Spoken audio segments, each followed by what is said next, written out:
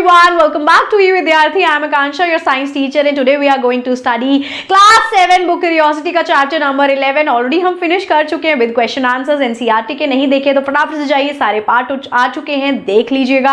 उसके बाद अभी हम यहाँ क्या करने वाले हैं, हम करने वाले हैं MCQ की प्रैक्टिस. हमेशा की तरह www.uvidyarthi.in पे जाना है, अपनी क्लास बुक क्यूरियोसिटी डाल के आपने चैप्टर नंबर पे जाना है और यहाँ ऑलमोस्ट 2 सेट आपको दिए जाते हैं, किसी किसी में 3 सेट भी होते हैं. तो पहला सेट हमेशा की तरह मैं कराऊंगी और अगला वाला आप खुद करेंगे और अपने ओरिजिनल जेन्युइन ऑनेस्ट वाले स्कोर जो है वो मुझे कमेंट बॉक्स में बताएंगे. सो लाइट चैप्टर का नाम था, शेडो और रिफ्लेक्शन लाइट के थ्रू कैसे बनती है, ये सारी चीजें हमने सीखी, देखी. ल्यूमिनस नॉन ल्यूमिनस क्या होता है, रिफ्लेक्शन बन के जो है हमें कैसे इमेज दिखाई देती है, प्लेन मिरर का कॉन्सेप्ट क्या होता है, ये सारा कुछ जो है पेरिस्कोप, क्लाइडोस्कोप, सारे फंडे इनके पीछे जो है, सारे फेनोमेना जो है वो सब हम पढ़ के अब आ चुके हैं. अगर आपने अच्छे से आपको ये सब नहीं आता तो फटाफट जाइए चैप्टर वाली एक्सप्लेनेशन वीडियो देख लीजिए, क्वेश्चन आंसर देख लीजिए, फिर ये देखिएगा तो आपको ये MCQ मक्खन लगने वाले हैं. कब शुरू होके कब खत्म हो जाएंगे पता ही नहीं लगेगा. चलिए देखते हैं क्वेश्चन नंबर 1 क्या है. तो यहाँ है which of the following object emits its own light. इसमें से कौन सा ऑब्जेक्ट है जिसकी खुद की रोशनी है, तो भैया सबको पता है sun is the main source of light. तो यहाँ पर सन हो गया. ठीक है, हर किसी चीज को, मोस्ट ऑफ द थिंग्स को जो सन है वो ही लाइट देता है, प्लैनेट्स को, मून को, ठीक है, और हमें भी लाइट देता है. तो which type of object is the moon classified as. तो मून जो है वो क्या ल्यूमिनस है, चमकदार है, चमकता है, वो शाइनी है, क्या उसकी लाइट खुद की है, तो नहीं. अगर आप बोलोगे हाँ तो यानी आपने अच्छे से चैप्टर नहीं पढ़ा है.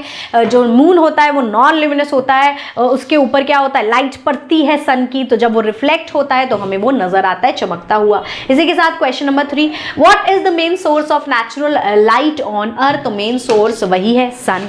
क्वेश्चन नंबर 4 की ओर बढ़ जाते हैं. Which of this is an example of artificial light. तो जो आग होती है वो एक आर्टिफिशियल लाइट है, बाकी सबकी खुद की लाइट होती है और नेचुरल लाइट होती है. इसी के साथ question number 5, what does activity 11.1 with the match boxes demonstrate. तो जो एक्टिविटी थी माचिस वाली, उससे हमने क्या सीखा था, उससे हमने ये सीखा था कि जो लाइट होती है वो ट्रैवल करती है एक स्ट्रेट लाइन में, क्योंकि हमने उसको बैक टू बैक आगे पीछे एक के बाद एक लगाया होल करके और फिर ब्लॉक किया एक दो को, और इससे हमें पता चला कि पीछे स्क्रीन पर लाइट नहीं आ रही है. तो क्योंकि वो स्ट्रेट पाथ फॉलो करती है तो इससे हमें क्या पता चला कि भाई वो स्ट्रेट पाथ फॉलो करती है, लाइट ट्रैवल करती है स्ट्रेट पाथवे में. क्वेश्चन नंबर 6, एक्टिविटी 11.2 में क्या होता है, why could the candle flame not be seen through the bent pipe. Bent pipe से क्यों नहीं दिख पाती. फिर से सेम फंडा कि भाई जो लाइट है वो स्ट्रेट लाइन में ही ट्रैवल करती है, तो बेंट पाइप में कैसे नजर आएगी. Question number 7, what happens when the light passes through a transparent material. So भाई क्या होता है जब जो लाइट है वो पास हो जाती है एक ट्रांसपेरेंट मटेरियल से, तो भाई वो पूरी तरह से ऑलमोस्ट कंप्लीटली जो है ट्रांसपेरेंट मटेरियल में से लाइट पास होती है. जब भी हम उसको पास करेंगे तो वो पास हो जाएगी इजीली. अब question number 8, which material allows light to pass partially. तो इनमें से ट्रेसिंग पेपर है जो कि क्या है, ट्रांसल्यूसेंट की कैटेगरी में आता है, ट्रांसल्यूसेंट मटेरियल की कैटेगरी में आता है. तो यहां से जो लाइट होगी वो पूरी तरह से फुल्ली पास नहीं होगी, आधी अधूरी पार्शियली पास होगी. What type of material does not allow light to pass through. So इसमें से कौन सा ऐसा मटेरियल है जो अपने अंदर से लाइट को बिल्कुल भी पास होने नहीं देता. तो वो मटेरियल होता है ओपेक, जो कि कोई भी ऑब्जेक्ट आप मान सकते हो, बॉल, बैट, ये वो, बोर्ड, ठीक है, सब चीजें क्या है, ओपेक है. अब what is formed when an opaque object block the path of light. तो क्या बनता है, ठीक है, शेडो बनती है. ठीक है, अगर वही वाला फंडा आ गया यहाँ पर, वो जो क्वेश्चन आंसर्स में भी हमने देखा था कि अगर मैं टॉर्च ले लूँगी, यहाँ पर एक ऑब्जेक्ट रख दूंगी, सामने वॉल या स्क्रीन है, तो होगा क्या, वो जो जितने भी हिस्से में जो ब्लॉक हो रही है लाइट उस ओपेक ऑब्जेक्ट की वजह से, तो उसकी शेडो बनेगी पीछे दीवार या स्क्रीन पर.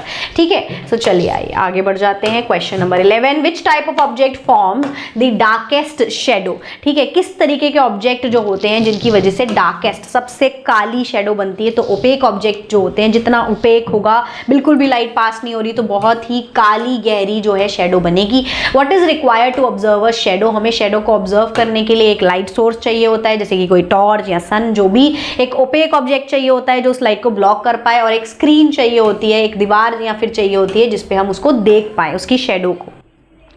In activity 11.4, what happened to the shadow when the object is moved closer to the screen. तो बोल रहे हैं कि जब ऑब्जेक्ट को क्लोज ले गए, पास ले गए स्क्रीन के, तो हमने क्या देखा, जब हम पास लेकर चले गए उस ऑब्जेक्ट को स्क्रीन के, तो हमने ये देखा कि जो शेडो है वो छोटी और शार्पर बन रही है. चलिए, does the colour of an opaque object affect the colour of a shadow. नहीं, शेडो ऐसी ही रहती है काली. ठीक है, कलर से कोई मतलब नहीं है, चीज का क्या कलर है। सो what is the term for the change in direction of light by a mirror.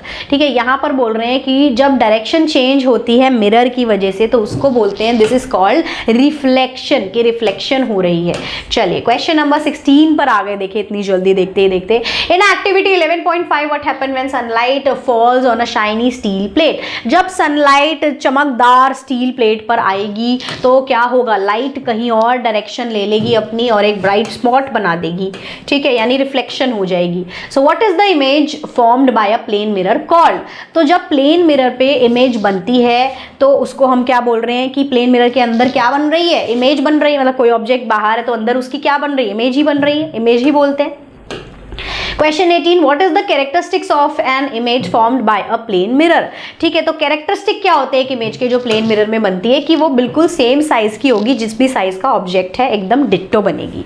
चलिए अब आगे question number 19 what term describes an upright image in a plane mirror. ठीक है, इनमें से कौन सा ऐसा वर्ड है जो यूज होता है अपराइट, बिल्कुल सीधी इमेज के लिए, तो वो वर्ड होता है इरेक्ट। इरेक्ट मतलब बिल्कुल स्ट्रेट सीधी इमेज जब बनती है तो हम वर्ड यूज करते हैं कि इमेज जो है वो इरेक्ट है। क्वेश्चन नंबर 20 जो कि हमारा लास्ट क्वेश्चन है, why can't the image form by a plane mirror be obtained on a screen. So ये बोल रहे हैं कि जो इमेज है जो प्लेन मिरर पे बनती है वो स्क्रीन पे हम क्यों नहीं उसको पा सकते, क्योंकि वो एक वर्चुअल इमेज होती है, सो स्क्रीन पे वो नहीं बन पाएगी। इसी के साथ ये सारे ही क्वेश्चंस कंप्लीट हो गए। चलिए आइए देखिए रिजल्ट्स की मैंने क्या स्कोर किया है। तो भाई मैंने तो स्कोर कर लिया हमेशा की तरह 20 आउट ऑफ 20। अब आपकी बारी है ये बताने की कि आपको चैप्टर कितने अच्छे से समझ आया, तो आप भी उतना ही स्कोर करेंगे और कॉमेंट बॉक्स में मुझे बताएंगे।